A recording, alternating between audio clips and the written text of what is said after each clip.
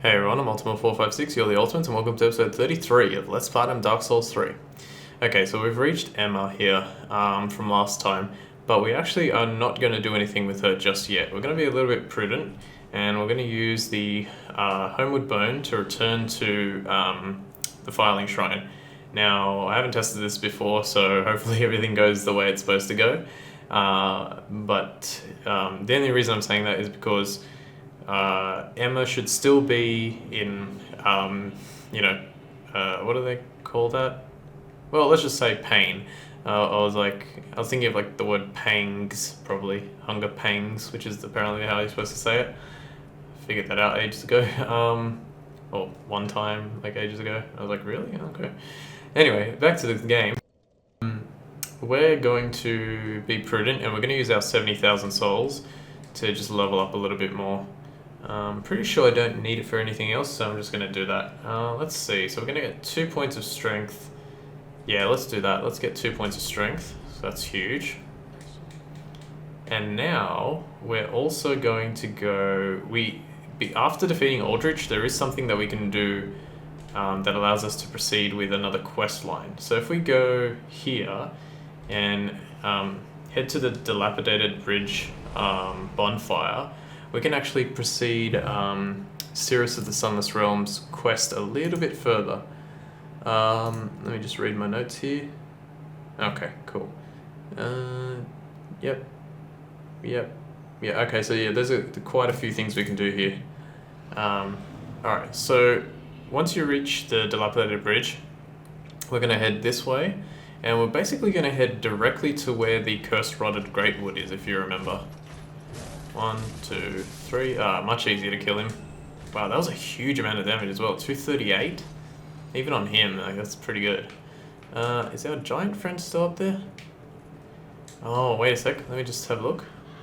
No, our giant is dead, and I will prove that, hopefully, by the fact that no arrows will come down in the next few. How the hell did my weapon... Wow, that guy literally got just the tip. Yeah. I don't know how my weapon reached that far, but it did. Yeah, so as you can see, there are no arrows. And what that means is that the giant is dead. The reason that he's dead is because, or at least this is what I've learned, picking up all those young white branches from the trees that are just scattered across the game. Not too much scattered, like they're only in a few places, like 1, 2, 3. I can only think of 3 places that they are. But once you pick up all the branches, for whatever reason he dies. Alright, good, this worked. Alright, so if we return here, we see another sign from Sirius of the Sunless Realms, and she needs our help. So it says, answer the Sirius of the Sunless Realms, call for cooperation, and be summoned as a phantom. Absolutely, we definitely want to do that. Okay, we can look around. So let's just hold off for a sec. And we're going to help her. I can't even remember what we're doing. I know that we have to help her, I just don't remember who we're fighting. Okay, we are fighting Podrick, who we'll eventually find out is... Oh, hang on. Just as I promised, Grandad. Remember? Yep, I was about to say, just as we'll find out in a sec, is her grandfather, which is a pretty cool thing, I guess. I mean, it's less effective. Oh man, do not kill Sirius. Alright, that was a really well-timed attack. Yes. It's less effective when your story is far too, nope. Far too vague, and you have to do far too much work to actually figure out what's going on. Oh, he got me. That was interesting. He parried me and yet didn't attack. Or didn't go for the critical hit. Okay, we're alright. Go, Sirius, go. Do your 15 damage. No. How was that not right where I was supposed to stand? No. Okay, he's gonna try and drink in a sec. Almost stopped him. Alright, but since he got that drink off, he's pretty much run out of that by now. It's just a matter of fighting him a little bit more. Oh, that wasn't good. Please come back and attack. Sirius, I need to... Nice. I don't know what she's using there, but it's really hurting him. How does he... I don't understand how he parries like that. Can you please die? Thank you. Gulp. Wow, he made me use 7 of my flasks. Okay, she said goodnight, Granddad, but it was hard to hear. Alright, now that we've defeated Podrick, we can go back to our world. Sorry about the plane. Can't do anything about planes. What's that Simpsons line? I can't remember. Lisa says something about being able to control something, and she's like, "You don't control the moths or something like that. One day you will, but not now." Okay, no, it's not moths. Moths is for Rod and Todd. What was the other one? I'll try and think about this while we go back. Did I forget something here? I don't remember going on this roof at all. Okay, whatever. Okay, so now that we've done that, let's go back to our bonfire. I never went through here either. Cool. There's a whole area here they could have hidden an item. All of a sudden I'm so interested in this area. Yeah, the Moths was Rod and Todd. And she's like taking care of him as a babysitter. And they're like, "Moth, moth, moth, moth." And then she says, what is it? A moth is no more harmful than a lady beetle. A lady beetle? Ah! Then she closes the window to let them, or she opens the window, lets the moth out, closes the window, and she goes, "They're gonna get eaten alive in middle school." That's such a good one. Alright, so Sirius is back. Let's talk to her. Did I just see a note that wasn't... No. I thought I saw a note that was not there before. Alright, let's talk to Sirius. She likes us a lot now. Here we go. Oh, there you are. I'm afraid I've involved you in my affairs, over a little promise at that. My sincerest thanks for your assistance. At last, my grandfather will rest in peace, and I can die. But there is one last... May I take a vow? To serve you as a knight. Alright, absolutely. Oh, I am most grateful. I, Sirius, do hereby serve as your faithful knight. Wherever, whenever I am needed. My loyalty shall never... And that last line got cut off Lesson for of whatever you reason. On your journey. If I may ever be of assistance, I am your knight forever and true. Blessing of the moon upon your journey. Very oddly, If I may... her lines keep getting cut off. I don't know why. If you guys heard it, then great, but I didn't hear it in my little earpiece. Okay, ooh, now I'm not sure if I can do this immediately or if I have to reset the area. Let me read my notes for a second.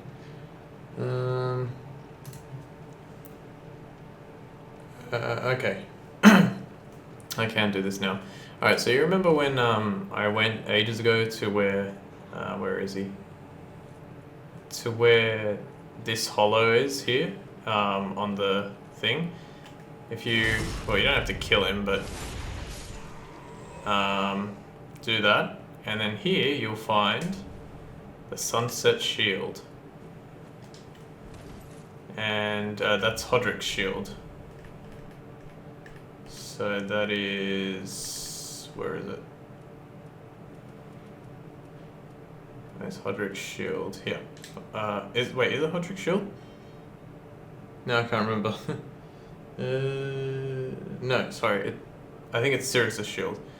Engraved with a brilliant flame crest that burns brightly within the Order's customary sunset colors. This design symbolizes those who harbor and oppose the power of flame.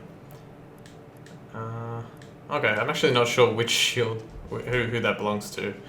I think it kind of looks like Podrick's, but anyway, we'll find out. According to my notes, I think it's Podrick's. Alright, now, where were we? Now we're going to go back. And even though we didn't do this in our, like, we didn't help her in our world, we do have rewards to be gained in our little place. So, or in the Pit of Hollows, in our version of the Pit of Hollows. So if we come back here, we can get all of Podrick's gear, and considering it's sunset, I'm assuming that shield is also his shield. So there's his gear. And I can't remember, maybe one of these pieces is actually good. There is a piece of gear that happened that I remember later in the game that I was surprised was so good. Oh, even the Silver Knight armor isn't that bad. Where is it? We'll read the thing on it once I find it. Sunset armor, okay, no. Gloves, no. Legs, no. Okay, so none of them are great, but let's read. Yeah. Helm of Podrick, Holy Knight of the Sunless Realms. This light gold helm, named for its sunset hues, is now faded and wrapped in tainted rags. The sorry fool was known to wander the battlefield as a crazed ghoul, lashing out at friend and foe alike. And it's, yeah. Known to wander the battlefield as a crazed ghoul. Okay. So that's pretty much what it says. And now after all that, I think we can continue with the game. Yep.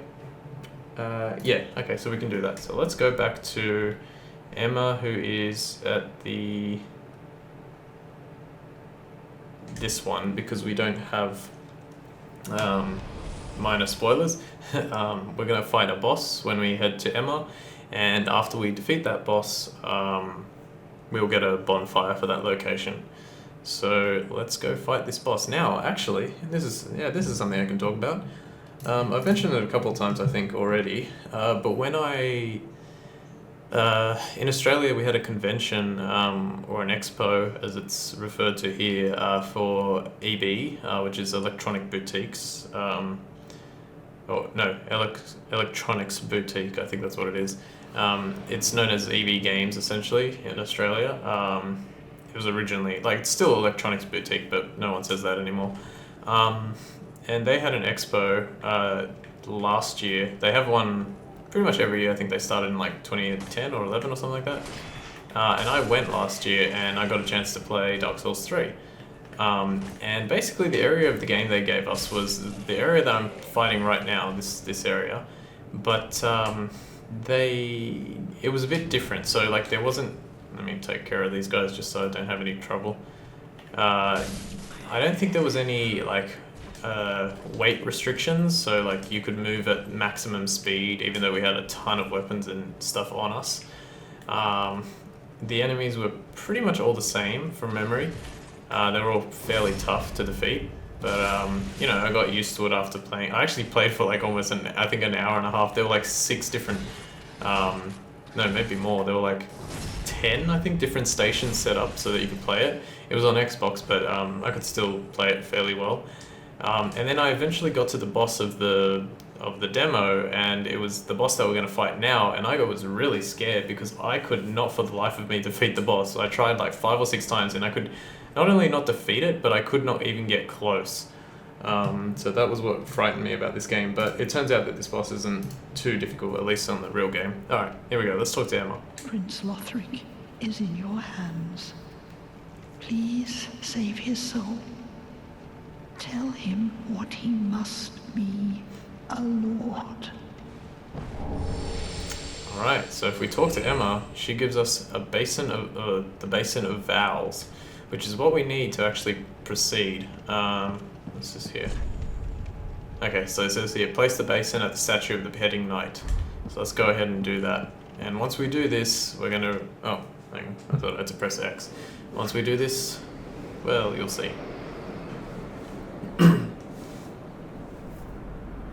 Okay, I guess before we even do this.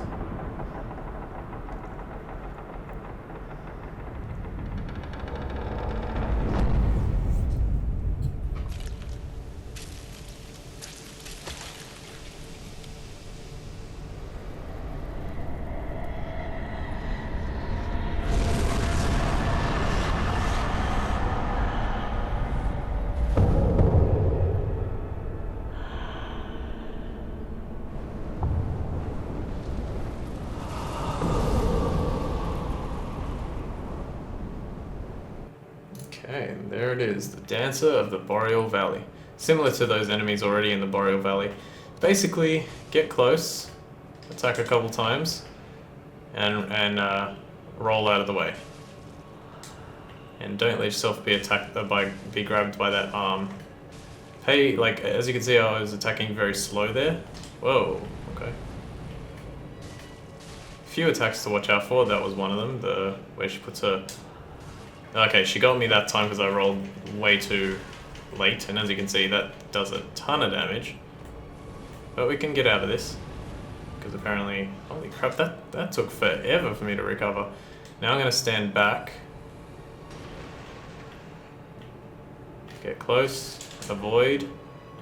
Let's drink again since we have so many. Okay, so this one, she pulls out a second sword. And now she's going to spin like crazy, so just stay well away from her. Hold your shield up if she gets close. Yeah, if you're close to that, you will probably get attacked because that was a lot of spins. We're doing pretty well actually. Stand back. There's another attack which is really good to get some damage on her. Oh no, this is not good. Drink, drink, drink, drink, drink. And roll. Drink. Drink again. Roll.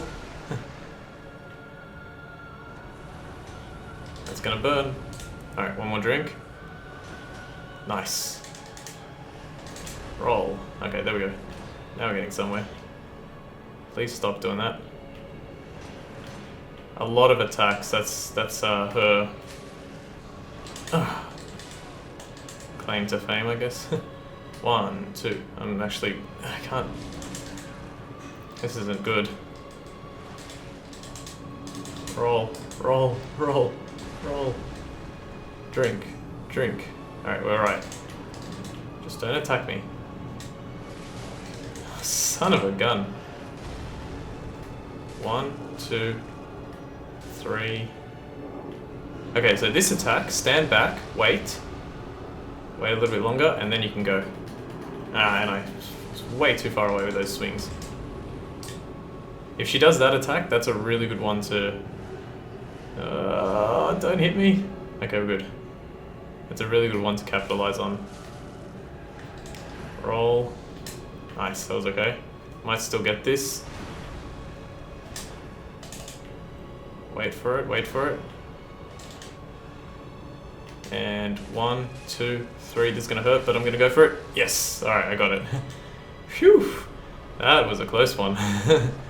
Soul of the Dancer. And we get the Dancer of the Boreal Valley trophy. Okay, yeah, I mean, as you can see, that's why that one is so hard, because there's just no real strategy. I mean, there is a strategy. It's like attack, avoid, attack, avoid, attack, avoid, but it is more difficult than that to just, you know, go ahead and do it. Easier said than done, I suppose. Alright, let's place the basin at the here, and let me just increase the volume a little bit more. There we go. Place basin.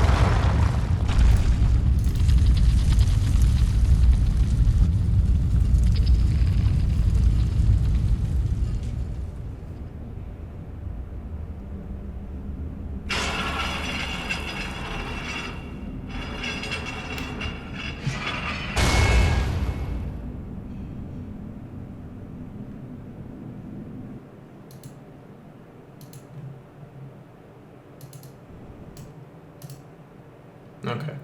Another thing to note is that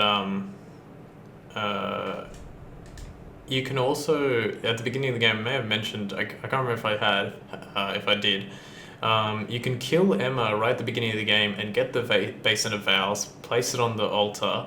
I'm not sure if you have to fight the Dancer. I think you do. You have to fight the Dancer. And then you can actually gain access to this area right at the beginning of the game. So it is very... it's a little bit more open like that in terms of, you know, proceeding with the game. Okay, before we go up there, because this is actually going to be a really, really, really tough section. It's basically the last section of the game, but there's still plenty to go. But to me, it's a really tricky one. We're gonna go to first. We're gonna get the ring from the giant. So the giant perished because we got the young white branches. I could have done this before, but I guess now is a good time because there's not too much going on. The giant perished, and if you go to the road of sacrifices, you can actually just go backwards, and we can get straight to the giant pretty much. So we're gonna do that now just to get that out of the way so I don't forget later. And then I think we're going to do one other thing before we actually head to the next area. And I guess I'll talk about that now because it is a bit of a tricky one to explain. And you can choose to do this the way you want. Okay, so let's step off here, roll over so that we can get it to go down and we can go all the way up. Let me read my notes here.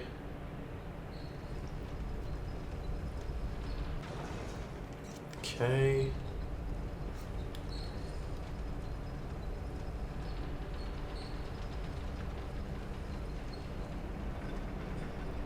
Alright, so back up here. Sorry, I'm still reading my notes. Alright, and yeah. Alright, so he's perished, and if we come on this side, we can pick up the Hawk Ring. So there we go, there's the Hawk Ring. And funnily enough, I don't... When I played the game the first time, I don't remember... maybe I missed that. I don't think... Yeah, you can't attack him either. So yeah, he's totally dead. And we can't talk to him either. But yeah, picking up the Hawk Ring is possible like that. You can also get it from him by just attacking him, but I didn't want to kill him, so I just let him die like that. Alright. Now, how are we going to go about the next bit? This is where it gets a little bit tricky. I will be able to... Oh, oops. That was lucky. Let me read a little bit more.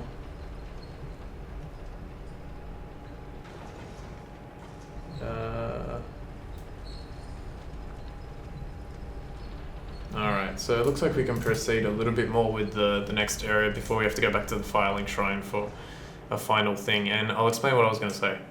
So, Grey Rat. You'll remember Grey Rat is the little guy that we've sent on 2 journeys to pick up items and stuff like that, and then he comes back and he has new inventory. The thing with him is that we have the opportunity to send him on one more journey. That one. We have the opportunity to send him on one more journey, and that is to the Dragon Barracks, basically where we're going to head now, to this area. However, if we send him here, he will die with 100% certainty, or at least that's what the guide for this game says. It says that no matter what happens, if you send him here, he will die. And what will happen is basically, during your exploration of that area, you'll find his body and you'll be able to collect his ashes. And then you can give his ashes to the Shrine Handmaid, and then she will be able to sell all the stuff that he previously sold. However, players... maybe I should have spent my... Yeah, I should have. 30... Yeah, I should have spent my thing. Sorry, let's go back. Let's go back to the filing shrine. I should have spent my souls. I forgot about that. However, players have figured out that it is possible to have him survive this third journey. The only problem is that I'm not entirely sure how to go about it. According to my notes, I've done it in such a... Oh, we're at the end of the game. We're at the end of the episode anyway, so I'm not going to do anymore. I'm just going to do this and explain that to you. Maybe I'll have enough time to look up a little bit of information about it. Okay, so we've got 30 strength. Let's put the rest into Vigor. Let's go with Vigor this time. And we'll try and get Vigor to 30 and then we'll work on Endurance. Alright, so I'll try and explain it. Basically, we could talk to him now and it would probably work, but I don't want to just yet. Also, make sure you absolutely do not talk to Patches. I guess we'll look at the souls real quick. So we have the soul of Pontiff Sullivan. I don't know if I read it. Yes, we did read that one. Here we go. Soul of the Dancer. The Pontiff Sullivan bestowed a double-slashing sword upon a distant daughter of the former royal family, ordering her to serve first as a dancer and then as an outrider knight, the equivalent to exile. So Pontiff Sullivan is connected to the dancer in one way or another. Okay, Yorm the Giant. Yorm is the descendant of an ancient conqueror, but was asked by the very people once subjugated to lead them, serving as both a weighty blade and a stone-hard shield. So there's him, that's Yorm. And if you look at Aldrich and Yorm are both Lords of Cinder, and their souls are very different. This one actually says many souls, this one says numerous souls. I would say numerous is probably more than many. When Aldrich ruminated on the fading of the fire, it inspired visions of a coming age of the deep sea. He knew the path would be arduous, but he had no fear. He would devour the gods himself. So Aldrich was some serious stuff. Okay, so it looks like there are 7 white branches plus the one you get from the giant, who's, yeah, he doesn't have a name, it's just called the giant. So if he's not dead and you don't have 7, that's probably why. Okay, so for the next episode, we'll continue, like, just keep progressing through the game, and I'll try and look that thing up off screen again, just to see if it is possible. I don't know, people have been saying that it is possible to get him back. I kind of don't want to do it just simply because I don't want to ruin anything with my playthrough, but, you know, maybe we'll see. I'll have a quick look at this. So with, let's see. So with the Soul of the Dancer, we can get either the Twin Blades, Dancer's Enchanted Swords, anything else? No. Or we can get the Soothing Sunlight Miracle. May as well grab that because, oh, actually not yet. We won't use our souls yet. May as well grab the Soothing Sunlight because we need that for the miracles and we can get all the miracles. The Soul of Aldrich would allow us to get this miracle as well, still HP of foes using an illusory scythe, which is pretty cool. And it also allows us to get the Darkmoon Longbow, so that's a cool one as well. Longbow of Darkmoon Gwyndolin, who was gradually devoured by Aldrich. This golden bow is imbued with powerful magic and is most impressive with moonlight arrows. Fuse a readied arrow with Darkmoon Essence, granting it magic damage and ability to pierce shields. And I didn't go over Yorm's. Yorm's, you can get the massive great machete that he has. There you go.